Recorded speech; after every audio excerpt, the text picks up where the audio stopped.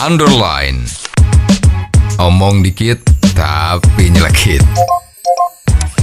Bersama Om Bob.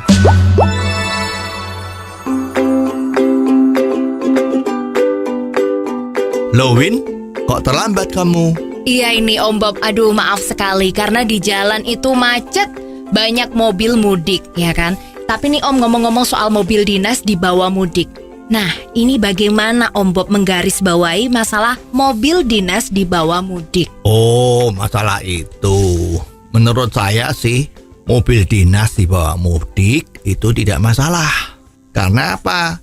Pertama, tujuan dari pemberian mobil dinas itu kan ada dua. Yang pertama adalah mobil itu berfungsi untuk menunjang menjalankan pekerjaan.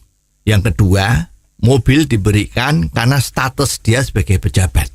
Ini tidak bisa dipisah-pisahkan antara pribadi dan pejabat. Jadi, fungsi sebagai pejabat itu adalah melekat. Oke, Om, melekat ini maksudnya seperti apa? Jadi, maksudnya begini. Misalnya, dia di dalam menjalankan mudik tadi itu, apakah kita bisa mengatakan bahwa ini melulu adalah dia sebagai pribadi sedang menjalankan mudik? Kan nggak bisa. Ya, di dalam perjalanan mudik itu sangat besar kemungkinan ada pekerjaan yang ditinggalkan itu perlu ditangani. Misalnya tiba-tiba ada masalah, anak buah yang masih di kantor atau di Jakarta itu telepon, ada urusan begini, begitu. Nah, bagaimana? Kan dia harus mengerjakan pekerjaan itu juga, mengambil keputusan, ya. Jadi saya ngomong susah untuk dipisah-pisahkan mana yang pekerjaan dia, mana dia sebagai pribadi, begitu ya. Tapi apakah itu tidak merugikan negara Om kalau mobil dinas itu dibawa pulang?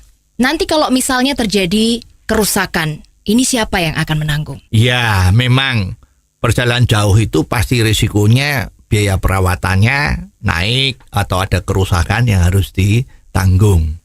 Nah, masalah siapa yang menanggung ini sebetulnya pada saat pemberian mobil dinas itu seharusnya sudah ada ketentuan. Apakah biayanya 100% ditanggung negara? Apakah 50-50? Apakah semuanya ditanggung oleh pemakai kendaraan itu? Jadi tergantung waktu itu perjanjiannya gimana. Jadi tidak bisa kerusakannya terus jadi bingung seperti ini. Itu menjadi aneh kalau tetap bingung. Tapi permasalahannya yang terjadi di KPK itu tidak memperbolehkan. Sedangkan Pak JK ini memperbolehkan, tetapi dengan syarat jika mobil itu dibawa mudik. Ini gimana Om? Ya, memang negara kita ini lagi amburadul ya, sedang mencari bentuk keseimbangan.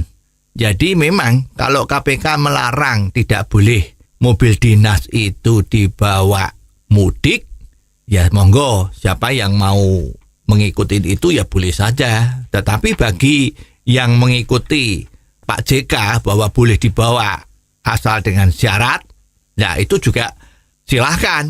Tinggal pandai-pandai saja nanti mempertanggungjawabkan pemakaian kendaraan dinas ini. Kan begitu, Wina? Nah terus apa nih Om sebenarnya yang perlu digarisbawahi dari permasalahan ini? Mobil dinas dibawa mudik. Menurut saya sebetulnya pemakaian mobil dinas ini untuk mudik kan sebetulnya relatif urusan kecil. Ya, biaya yang ditimbulkan atau kerugian negara seandainya ada itu pun kecil. Ya, sebetulnya kita mestinya berpikir yang lebih besar. Bagaimana meningkatkan penghasilan negara supaya biaya-biaya mudik ini menjadi sangat kecil.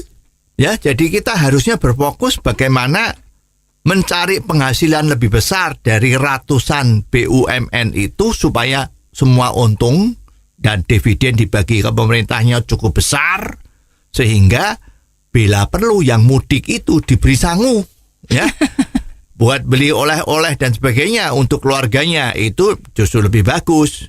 Dan perlu diingat, kalau kita tidak berani mengeluarkan ongkos, bagaimana kita bisa mendapatkan penghasilan yang besar? Dan sedangkan ongkos untuk mudik ini sebetulnya kan ongkos spiritual untuk mensejahterakan rakyat. kan nggak cuma secara ekonomi sejahtera, tetapi secara spiritual juga harus sejahtera. Jadi mudik itu tetap harus walaupun ongkosnya ada. Dan mudik ini kan juga terjadi di seluruh dunia kan, Win? Iya, betul banget. Oh, jadi seperti itu ya Om ya, menurut Om Bob. Oke, terima kasih Om Bob untuk waktunya. Sampai ketemu lagi di episode berikutnya. Yes, Win. Sampai jumpa ya. Underline. Omong dikit tapi nyelekit. Bersama Om